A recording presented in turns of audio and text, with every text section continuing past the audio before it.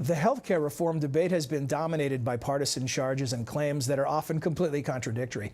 Both sides do agree that the recently passed legislation will have a significant and lasting impact on the federal budget, but that's where the agreement ends. Whether the bill helps or hurts in the very long term is difficult to determine, with much of media focusing on political bickering. So where do you turn for solid information if you don't approach the situation as an ideologue? This week on Dialogue, healthcare and the federal budget.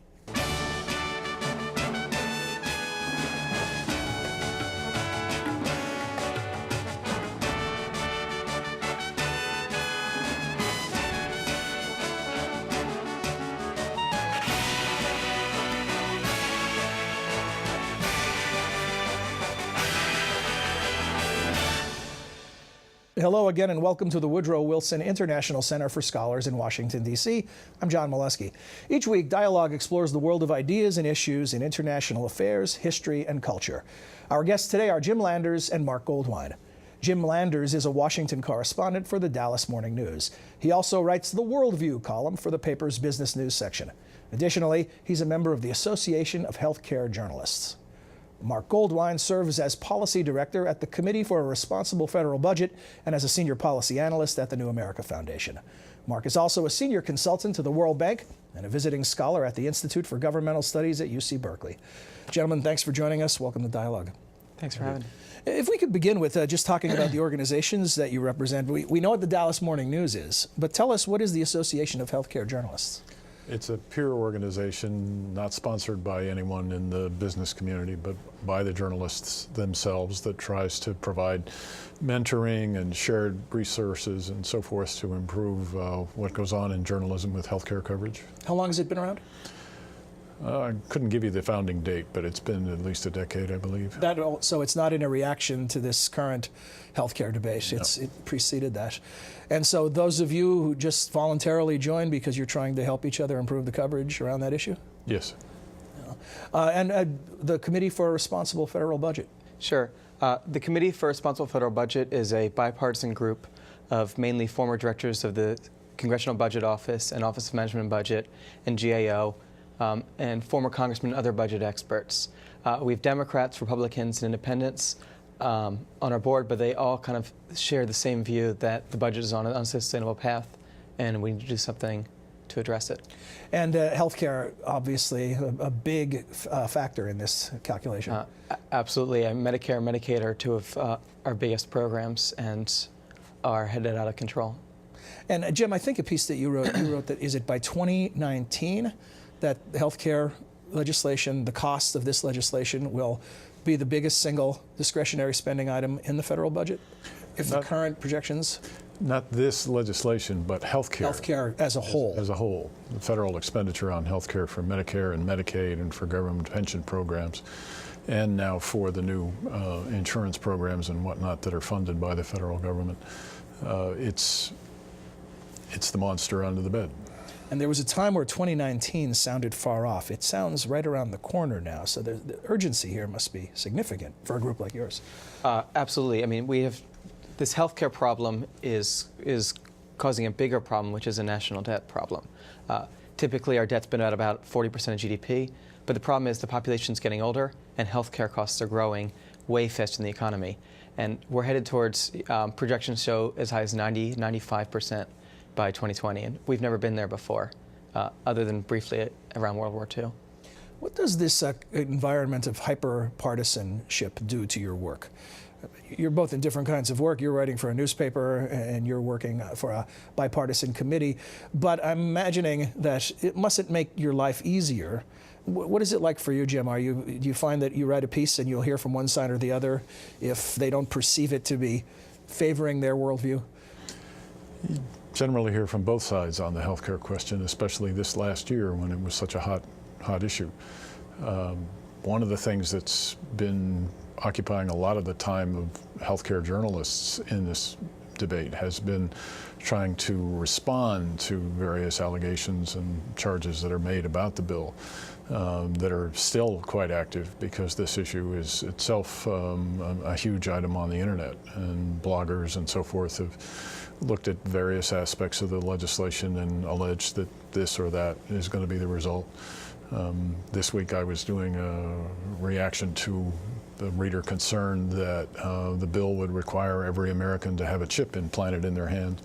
Not true, but there is a section that talks about medical devices and how they should be more closely governed by the FDA. And the language of that includes implanted devices, and so someone took it from there and lit a fire. Whether implanted devices or death panels or any of the types of charges that haven't held up to scrutiny here, is this different than any story you've covered in recent times as far as the amount of those types of mythological charges that have popped up? In my experience, it certainly is, yes. Why do you think this is happening now? Healthcare constitutes 1/6 of our economy, and anytime you alter the healthcare industry, the patient relationship with their physician and so forth in such a fundamental way, you're going to upset a lot of people who would prefer the status quo. And I think it's also an issue that is particularly susceptible to fear-mongering because people do worry a lot about their access to care and whether or not they're going to be able to get the attention that they feel they need from their physician. Mm-hmm. Mark, now you're one of the few places in town where bipartisanship still lives. And talk to us about how it affects the dealings of the committee and your members when their former colleagues on the Hill or elsewhere in government are involved in what has been described as one of the most partisan periods in American history. Yeah. I mean, you know, our members don't agree precisely on what health reform should have looked like and on the current bill. But they all agree on a basic set of ideas, which is that health reform needs to slow healthcare cost growth and needs to improve the budget picture. That doesn't seem to be the same set of ideas that are ascribed to in Washington. The partisanship has definitely made rational policymaking a lot more difficult. You know, Republicans who in the past have been serious about cutting entitlement spending are now accusing the president of cutting Medicare, and we saw the Democrats kind of doing the same thing to a lesser extent in the campaign when McCain was proposing some things which Obama subsequently endorsed. So there's a political gamesmanship that I don't think is really helping anyone. In the trenches, how does that affect your work? You know, we talk about it generally as a problem, but on a pragmatic level, if somebody's trying to understand how serious people in town are trying to craft better policy, how does this partisanship get in the way? Sure. I mean, so, you know, we try our best to stay above it and to just analyze the numbers and analyze the bills. But with something as complex as healthcare, there's not always a simple and universally understood truth. And there's a lot of, you know, kind of this riling up doesn't make things any easier. Do you see your job as a referee when something comes up, say like the death panels that dominated the news cycle a year ago in the summer? Do you see the role of journalism is to step in, to vet the arguments and to call a winner? Who's right, who's wrong?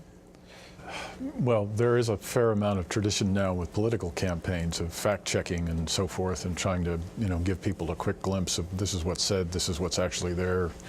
But in looking at this particular campaign, I wasn't trying to do that because the charges just were a cascade. I mean, there were so many of them that's all you would wind up doing, and you still wouldn't get through them all. What I tried to do was hang on to a larger picture of the same sort of thing that the committee does, which is, you know, what is going to be the outcome of legislation this big? Is there any way you can really get your arms around the numbers and so forth? And like a lot of other people in Washington, I relied heavily on the Congressional Budget Office to finally, you know, make a ruling so that we could share that with our readers. But even in their analysis of it, it was a lot of different assumptions went into it, some of which are going to be very much in flux in the second decade of the legislation. We're years away from several of the provisions that are in the bill, so we don't know if those are going to survive the next two sessions of Congress before they take effect. You try to bring readers back to an appreciation that, you know, look, in our marketplace where we live, this is going on in healthcare today. that needs to be addressed. Dallas is one of the highest cost areas in the nation. Why is that? A decade ago it wasn't. What do people in the medical community say? What do patients say? What do companies that provide health insurance for their employees say? And where we can relate that to what's happening in the national debate. But as far as each day, each provision that would, come under attack or be, argued one way or the other, it was just too much. You mentioned the Congressional Budget Office, and from the perspective of a reporter, even though you say a lot of the assumptions are part of the issue, how reliable the assumptions are, you got to start somewhere. Is it still the gold standard for you as a reporter when you're looking for a nonpartisan parsing of the numbers? It's the best there is, or was, for this particular debate in that first decade snapshot. Mark, talk to us about the CBO, because I think that's one of those things that's out there that news consumers, interested people hear about, and often now politicians have to remind people that it is a nonpartisan institution. The Congressional Budget Office is, I think, the most credible, most trusted, and strongest research body in the government, and probably in the U.S. when you're talking about budgetary issues. The problem is something like healthcare has so many moving parts. Putting the political uncertainty aside, just the uncertainty of how each of these provisions is going to affect healthcare is really difficult to measure. CBO, I know, has been basically working 18-hour days every day since the healthcare debate started to put together the best numbers they can, and those are the numbers that we are and should be relying on. But of course, they're going to get it wrong, just like everyone is. Does the committee do its own analysis and type of math and come up with something different than the CBO? We rely mainly on the Congressional Budget Office, where they don't give us the type of information we need. For example, sometimes we make different political assumptions than they make. We will often do our own math or use other sources like the Office of Management Budget, or sometimes some outside groups. But CBO is still the gold standard, and we rely on them very heavily. But when they're looking at costs, they're looking at government costs exclusively, right? So if they talk about whether this is going to keep healthcare expenditures down, they're talking about government expenditures exclusively. They're not talking about private cost rises, or the private sector cost rises. The implication of much of what was included in the bill as far as pilot programs and whatnot was that it would not just address the cost of health care to the government, but to the private sector as well. So CBO is looking at the private sector's cost as well? In terms of their analysis of what healthcare is going to do in absorbing certain amounts of the economy as opposed to the federal budget, I don't think they were trying to project that. But if you can introduce something into medical practice that lowers the cost of healthcare, it's going to lower it both for the private sector and the government. Let me ask both of you, as consumers of media, not just as creators of media, and even though you're not a journalist, you're putting a lot of information out there. And so your own sources aside, your own institutions aside, where do you look for the best reporting, for the best coverage? Are there news sources that you could identify that you find more reliable than others? Just about everything was subject to challenge in this particular debate because it was so heated. A lot of what I tried to do was, rely on statistical evidence that other people had massaged. The Dartmouth Atlas on Healthcare was very important to my understanding of healthcare costs in different parts of the country, and especially in Texas. Although their methodology has been part of what has been debated in this whole exercise as well, because it's been so influential. They argued years ago that as much as $700 billion of what we spend on healthcare could be redundant, wasted money. Mm-hmm. And that's an enormous pot to look at when you're thinking about the federal debt. So because it was so enormous and because it got the attention of the president and everyone else in the administration, and it's had Peter Warzog's attention for years, its methods, its claims and so forth were subject to a lot of scrutiny in this exercise as well. Mark, often experts are frustrated by press coverage because they feel that the media is focusing on the wrong things. What is your observation from that perspective? Well, experts are frustrated by journalists, but they're also frustrated by other experts. True. This is a very complicated debate, and I think every article you take needs to be taken with a grain of salt. Obviously, we'd prefer to look at the policy than to look at the politics. We're less interested, in what kind of deal which senator got than we are in is this health bill going to be good for the country. But journalism certainly plays a part in that. My favorite place to look is Congressional Quarterly's budget tracker, just because they kind of let me know what's happening every day. It's short, it's simple. But there are also a lot of outside groups that are non-journalists that are really helpful. The Lewin Group puts out a lot of good stuff. You mentioned the Dartmouth Atlas study. It's very helpful. CBO, OMB, GAO, the Medicare actuaries. There are a lot of good places to look, and you just have to look at all of them. Let me ask both of you to put your heads together on this one. What are the most persistent myths that are out there that need to be debunked? The things that people misunderstand about this discussion? Whether or not it's a government takeover of the healthcare system in the United States is a good place to start. The socialism charge. Yeah. If you, first of all, look at the systems that are being alleged to be the model here, whether it's France or Canada or Switzerland or Germany, these are not government-run healthcare systems. I mean, the closest parallel to a genuine government-run healthcare system might be the British circumstance, but this is way short of that. And if we had a single-payer system for health insurance in the United States, that might be something closer to what the dread was all about, but we didn't even cross that bridge in this debate. We tried, if I understand the motives, but I mean the idea is to provide universal health care through the private sector.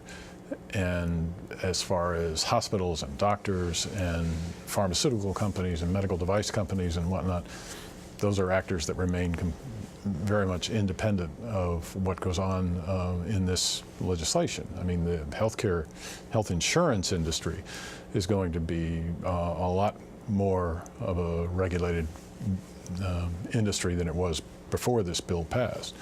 But I think for the rest of them, it falls way short of government Regulated takeover. doesn't make it a government agency.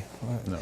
Well, I want to give you your shot at myth busting, but I'm also going to ask you to do something for us. The whole single payer that Jim mentions. Can you explain single payer in lay terms?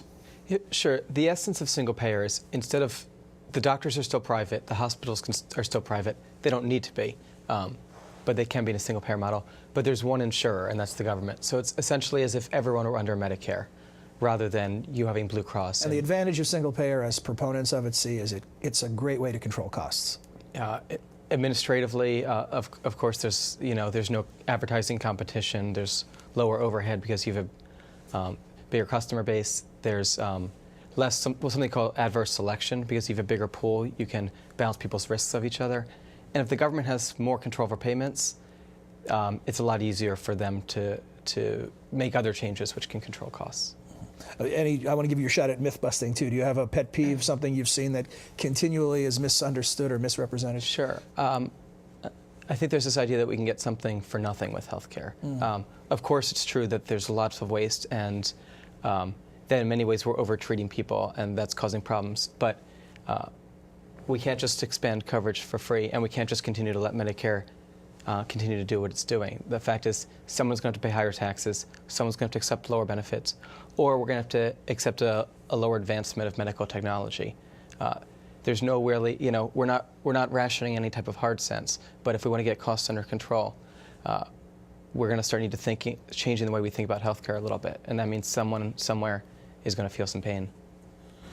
Jim, we've talked about this a bit before we came on the air about almost in the American DNA, this resistance to European models, so-called European models. But you've done a lot of work looking at those.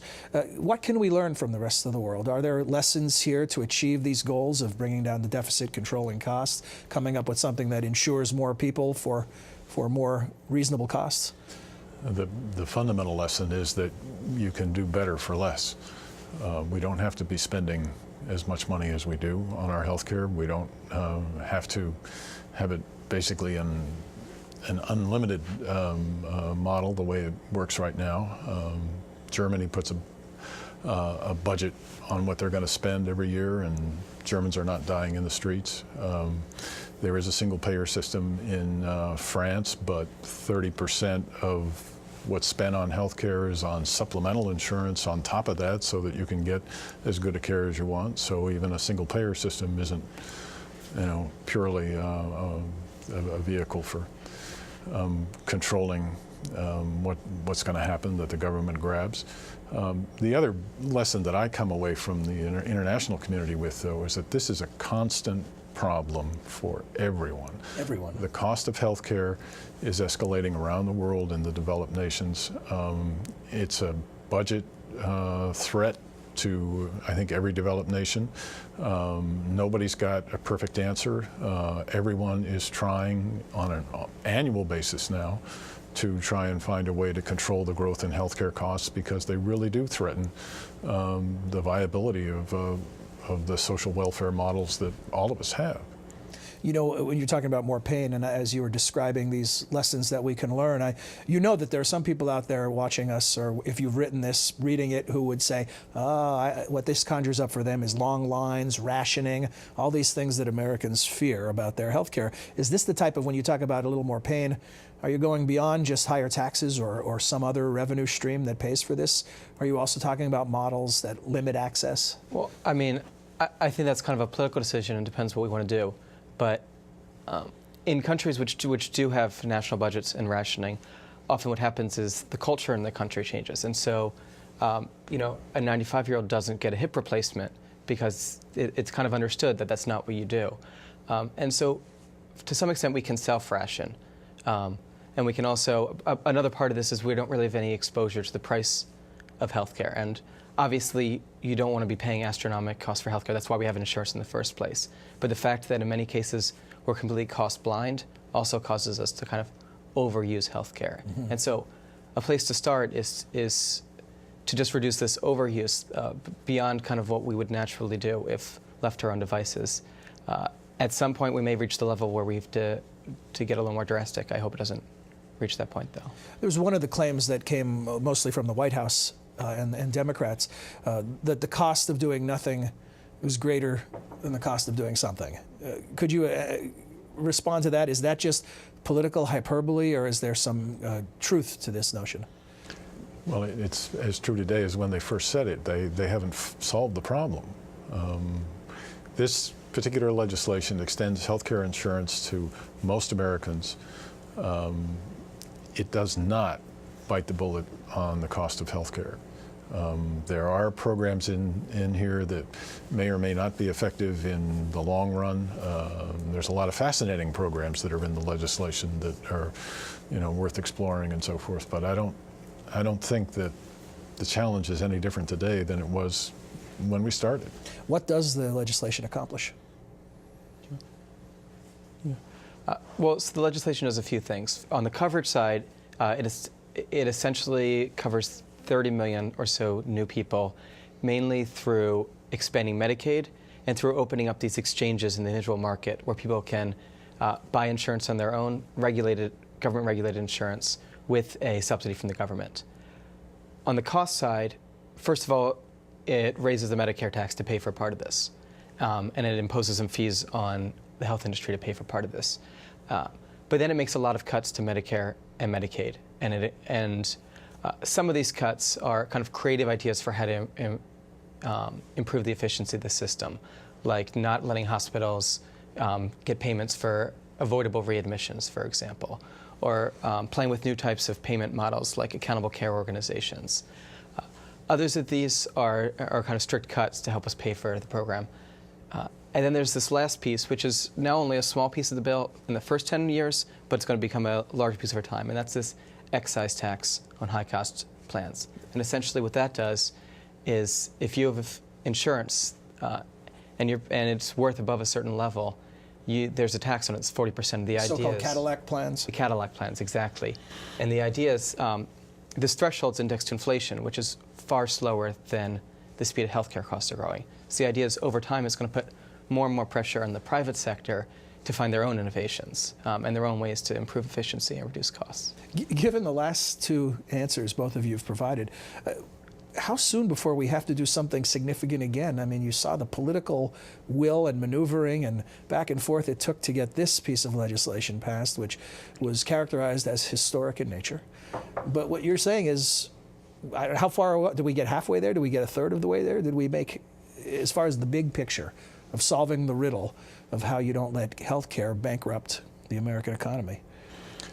There are things that are in the legislation that could perhaps make a tremendous difference. A lot of actors will now be charged with affecting the price of health care. Whether or not they'll get congressional license to, follow through on that without changing the legislation that was approved is yet to be determined. I mean, there's a Medicare Payments Advisory Commission that exists today. A new vehicle will be imposed that allows a lot firmer guidance on what they feel is an allowable increase in Medicare reimbursements and so forth than what's existed so far. That could have some bite. We have other things in the legislation, as we were describing earlier about accountable care and so forth, where you don't allow hospitals to make more money by making mistakes in the treatment of a patient that results in an infection or something like that. I mean, that money gets taken away from them now. Productivity, which is something that healthcare has never really been very responsive to, will become part of the equation now. If your productivity improves, you get an inflation-based or a productivity-based improvement in payment. If it doesn't, you're going to have a harder time doing it. We under a minute, Mark, and I hate to ask you a big question like this, but looking forward to wrestle this bear to the ground, the federal budget, beyond healthcare, what kind of reforms need to take place in the way that we create a federal budget?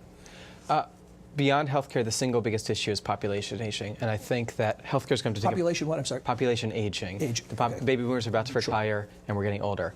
I think healthcare is going to have to take a break for a little while, at least, where we stop and take a breath and see what these experiments are doing.